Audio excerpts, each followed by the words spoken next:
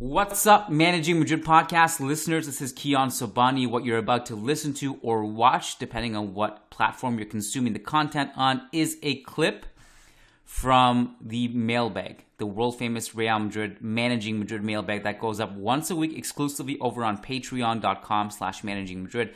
This clip is about a couple things. One question that came in was, why did Real Madrid defend Zidane publicly but not Vinicius? We answered that. The second question is the decision of letting Militao continue after his head injury against Valencia. We discussed whether that should have happened or not. The full episode touched on topics like what is our biggest concern about Real Madrid's form, my monologue on why Eduardo Camavinga at left back is in fact football terrorism, scientific explanation of that, some coaching options after Carlo Ancelotti leaves the club long term, our Gala 5 for a penalty shootout, some transfer names, Marcus Thuram, Firmino, Tielemans, Lamer from Leipzig. We discussed those four because someone asked us about it. Antonio Blanco, his failed stint at Cadiz, all that and more over on patreon.com/Managing Madrid. We also did the Valencia post-game show the night of the semifinal after the game concluded. So some people ask us, like, why aren't you guys active for every game? Oh, we are. We are. If we were any more active, our heads would explode. If you didn't see the content, it just means you're not a patron. So not everything gets posted for free. If you want to join a Real Madrid community and you get a ton of value in return, you get to partake in some great dialogue with other Madridistas around the world and get access to those shows. The Valencia postgame show did in fact go over on patreon.com/Managing Madrid. So enjoy today's clip, and just a housekeeping note. We'll be back on Sunday after the game. There's a Clasico apparently. We'll do the post-game show. Matt and I are planning on recording a post-game show for that.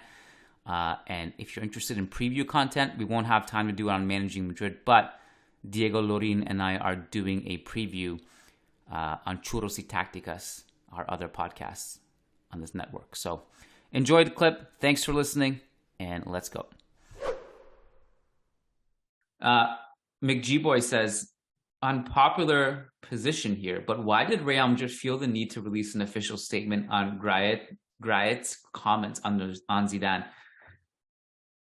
Is it Graet? Graet? I should know this. Yeah, Le Graet. Yeah. Le Graet. Yeah. Well, yeah. I need to polish up on my Quebecois. Zidane is not a current Real Madrid employee, and the matter is entirely a French football matter. Juventus did not release a statement. It took the club almost 48 hours to release a statement after the journalist's monkey comments to Vinicius last year, yet we jumped into a matter that isn't remotely our business. I get the point, and I somewhat agree with it a little bit. But on the other hand, I think it was Florentino and the club trying to make peace with Zidane after how things went with his departure, and the fact that he released a statement kind of criticizing the club and the board for their public instances and their leaks to the press about the whole situation. So I think that the relationship has been getting better over the last few months. The fact that Zidane was at the Bernabeu with Modric to hand the Ballon d'Or to Benzema was great, and I think that this was also Florentino and Real Madrid trying to make peace and have a very good relationship with one of the biggest club legends you can find in football history. So while I get the point that this is not a straight and direct Real Madrid's business, I get why Real Madrid did it, and I can also agree with the fact that they did it. There's another element to this too. I mean, first of all, I have zero problems with Real Madrid's statement. I think it was great that they sent it out, and also the fact that lost in all this, to some extent, was the fact that Benzema also was disrespected by La Graia. It wasn't just Zidane, right? And so Real Madrid are going to come out and defend their own player. They're obviously not going to omit Zidane from the statement. The comparison to Vinicius, and this is not my opinion, and actually it's kind of something I think the club and fans should have a little bit of shame and be ashamed about is that quite frankly, I really do believe the Real Madrid should have put out statements to defend Vinicius, and they haven't. And whether we like it or not, part of the reason why they didn't in that situation about the journalist monkey comment is because they are friends with Chiringuito. Yeah. And I'm not, that's something I personally I'm ashamed about. So. Yeah, or they just don't want to get them angry or whatever, you know. I don't think they're as close to El Chiringuito as they were in the past few years, but they didn't do it earlier because of respect, too much respect to El Chiringuito and what they can do in terms of campaigning or lobbying against the club if they feel betrayed or whatever. Yeah, I agree. Which, if I was in charge, I'd be like, screw this. I would not care at all, and let them go at the club as much as they want publicly. Let them go. Let them just do it. Let them keep exposing themselves. To me, that's a good thing. They just have a huge agenda against the club after that. It's just a way to expose them. Now, unless maybe there's certain secrets that they don't want to get out, and that's why they're friends with them. In which case, you know, but either way, it's not something I'm proud of. I think they should have defended Vinicius. Yeah. Varun Sharingan says, hey, Kiyan and Lucas, I hope you guys are doing fine in the midst of our post-World Cup suffer ball. Time to change gears with some more hard-hitting questions for Lucas. One, and I'm doing my best here, Lucas, to read this, because I don't know what the hell this is about. One, best Shippuden theme, and why is it Aoi Anosora? Number two, what's your favorite Uchiha? Okay. Good. Number one, I don't have. Yeah, I'm a big Naruto fan, not that big of a Shippuden fan here, so I don't know specific names of songs in Naruto Shippuden. I did like the sad song. I don't know the title of it, of the first Naruto season, the installment of Naruto when they were younger. About Shippuden, I really stopped following the show until the very end or the very last season. So I just lost for words about when asked about the music specifically. Number two, yeah, my favorite Uchiha. I have to agree with you, and it will have to be Itachi as well. Yeah. Okay. Cool. My only and this is anime, right? Yeah, it's Naruto. Yeah. Okay. Anime, My only anime consumption was when I was a kid. I used to watch Dragon Ball Z. Yeah. And one of my favorite movies is actually Princess Mononoke. I really like that. It's great. Yeah, great. Mononoke is great. Yeah. Chihiro is also good, but and even Chihiro is like considered the best of the two. But my favorite is also Mononoke. Yeah, it's a great movie. Great movie. Yeah. Brandon Alvarez says, hey guys, hope all is good. My question revolves around the hit that Militao took yesterday. To me, as soon as I saw the replay and saw the ball struck him on the side of the face/head, I was almost certain that he had a concussion. It was irresponsible for them to let him back in. There has been a lot of controversy over concussions over the past decade on how they are handled, at least over here in the US with American football. I was bewildered that the medical staff let him go back in so soon after taking a hit like that.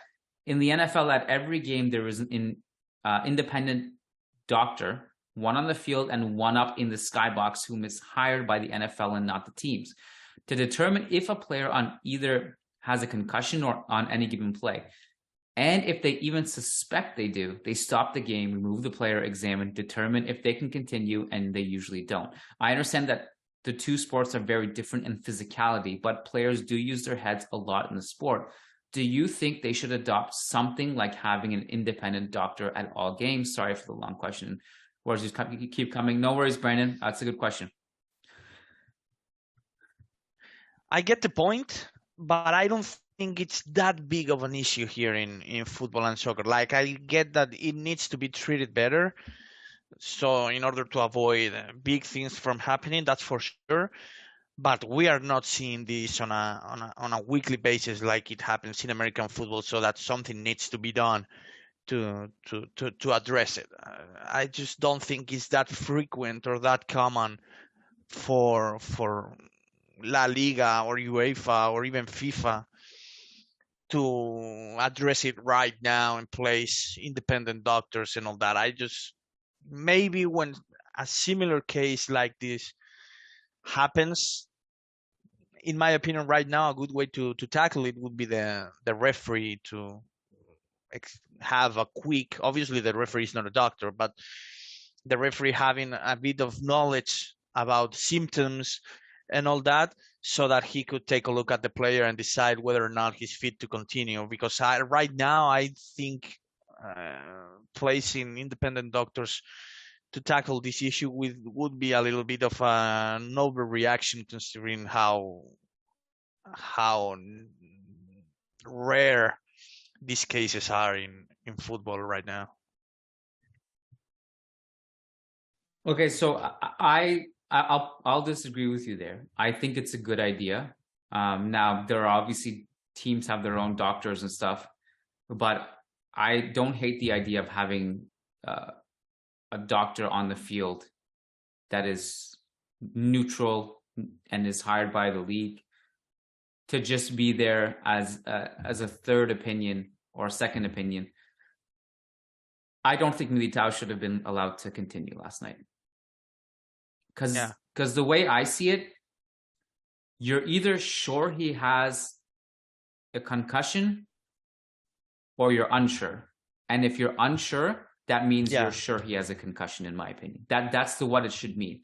If there is 99% where they're like, okay, let's let him continue and then assess, to me, that is he has a concussion, he doesn't continue. The only reason he should continue is if you're 100,000,000,000% sure that he is okay to play. If it's even a hint of, let's see how he does in the next few minutes, that means he should not continue, in my opinion. I also do wonder where the sport is headed when it comes to head injuries, even 10 years from now, because there are a lot of studies that don't really get talked about publicly that even heading the ball is really bad for the brain.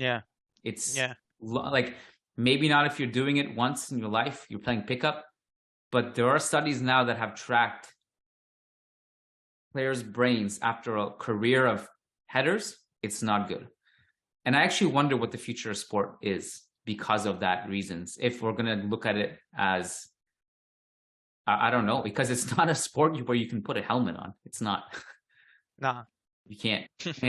And so I wonder what it means for the future of the sport, actually. Yeah, it's a tricky question to tackle because obviously it's such an important part of the game that you just cannot get rid of without giving it a second thought, and try to find a better way to do it and a safer way to do it. But I was familiar with the studies you're mentioning, and it's a tricky one for the authorities and the representatives to take a look at and try to solve. It won't be easy. Yeah, and it's one of those things, Lucas. Like, I always grew up thinking, man, like, when I have a kid, I'm going to train that guy. I'm going to put him in academies. He's going to be a professional, whatever, footballer, ideally, obviously.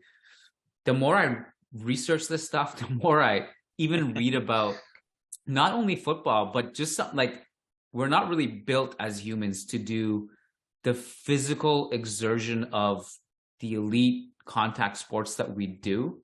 It's actually not good for our bodies. I want my kids to be really, really active in sports because I believe that it trains so many other aspects of your life, the camaraderie, physical mobility. There's a lot of benefits to sports, but there's also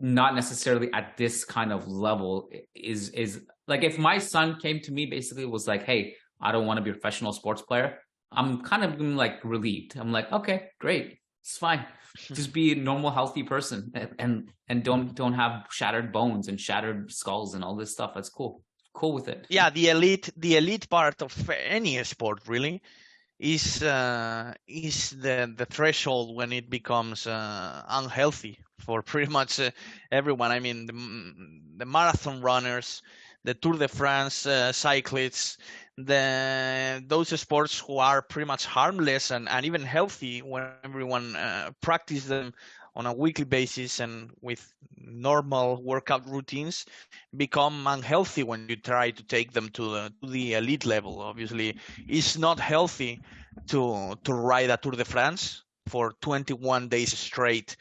It's not healthy to run a marathon on an elite level for the stress that it puts to your body and to your bones.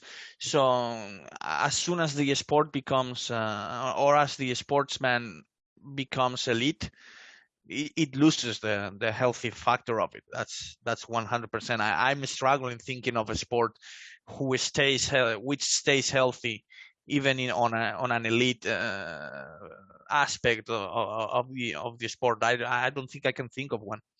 Chess. Yeah, well, sure. It's good for your brain. You don't break any bones. I think like you're like even the marathon, like that kind of cardio was a big myth too, I think, and that has over time starting to be debunked now that kind of cardio is good for you. You see people killing themselves on the treadmill or the elliptical, running long distances, and we're not like we're hunter gatherers. We're meant to move slower. We're meant to do cardio, but not killing ourselves on a treadmill or running for an hour. Like none of our ancestors did that. We were meant to do walking is like that's the kind of cardio we're kind of meant to do, or some explosive movements, right? But to not jog for 3 for hours. an hour is insane. Yeah, it's no for an hour us. For an hour could be fine, but an average runner, an amateur runner, doesn't finish a marathon earlier than 3 hours, and that's definitely something you're not built for. So, and you can take a look at the marathon, the elite marathon runner's body. I don't think that's the look of a healthy body either. So those guys are obviously in great shape, but I don't know if they will be healthier than a regular runner by the end of 65 or by the age of 65 or 70 years old. So I think that as soon as you try to become elite in any given sport, you lose the healthy side of it.